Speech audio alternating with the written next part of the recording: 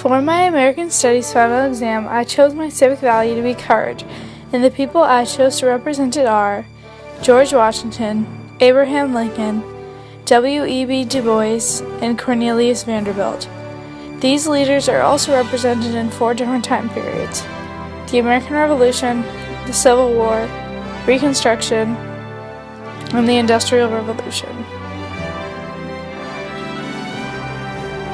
During the American Revolution, George Washington played a prominent role since he was a military leader and then the first president of the United States.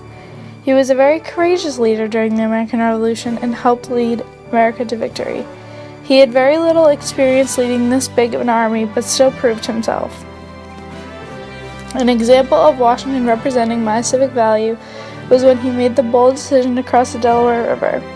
At this time, the Continental Army was not doing very well and needed a boost in attitude. Also, a victory would help encourage more men to join the army the next year, which would be critical, and George knew that. He then proceeded to cross the icy river because he knew he'd be launching a surprise attack on the Redcoats. After the crossing, this battle would be called the Battle of Trenton. Since the American soldiers crossed the river in the winter, the conditions were very harsh. Washington even contemplated turning around, but knew his soldiers and his country needed a victory, so he pushed through. Another example of George Washington's courageousness was when he created a smallpox inoculation program. During the time period of the American Revolution, disease was the greatest killer. John Adams even said, "Smallpox is 10 times more terrible than the British, Canadians, and Indians together." Since Washington had the disease himself, he knew how serious it was. Even new and upcoming recruits would be scared off and not enlist. He then made the decision to have a portion of the army in New Jersey to be inoculated using a technique called variolation.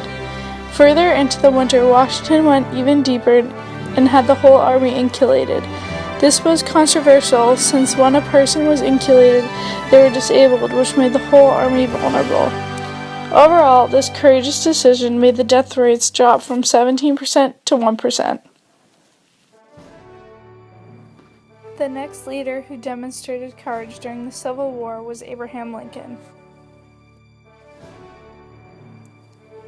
Abraham Lincoln was a key part of the Civil War since he was the president at the time, so he had a say over everyone, even head of the Union, Ulysses Grant.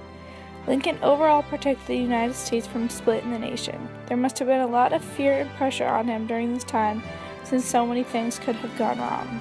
He chose to fight to save the nation, which was hard since not many presidents like to fight. Lincoln was also successful in not letting foreign countries intervene in the Civil War. Through all of these hard choices, Abraham Lincoln had the strength to withstand. He then became one of the most important presidents. Lincoln issued the Emancipation Proclamation, which began the freedom of slaves and allowed African American soldiers to fight for the Union. He was also a strong supporter of the 13th Amendment, which officially ended slavery, which was the overall problem of the Civil War. The amount of pressure Lincoln endured during the Civil War was outstanding. He often received assassination threats and faced casualties on the battlefield.